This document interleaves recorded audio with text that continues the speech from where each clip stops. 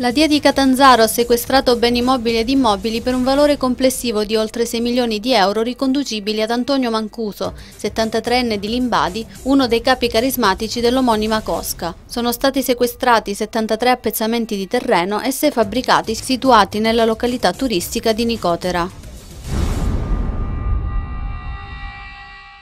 Un sit-in davanti al gate doganale del porto di Gioia Tauro è stato organizzato dalla Filt CGIL e dalla FIOM per chiedere l'attenzione del governo sul porto. I ritardi sulla chiarezza degli esuberi e sul futuro dello scalo portuale stanno facendo aumentare la tensione tra i lavoratori.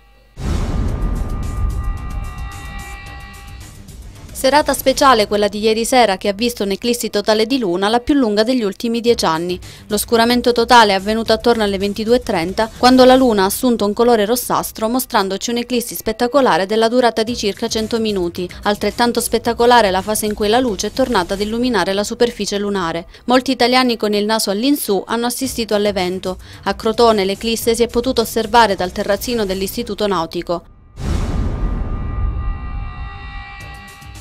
Emma Marrone, la talentuosa vincitrice di Amici 9 e seconda classificata al Festival di Sanremo 2011 con i Modà, si esibirà in concerto il prossimo 5 luglio alle 21:30 allo Stadio Comunale di Lamezia Terme. L'evento è stato organizzato da Mauro De Micheli e Simone Giordano della Sony Generation Produzione Spettacoli.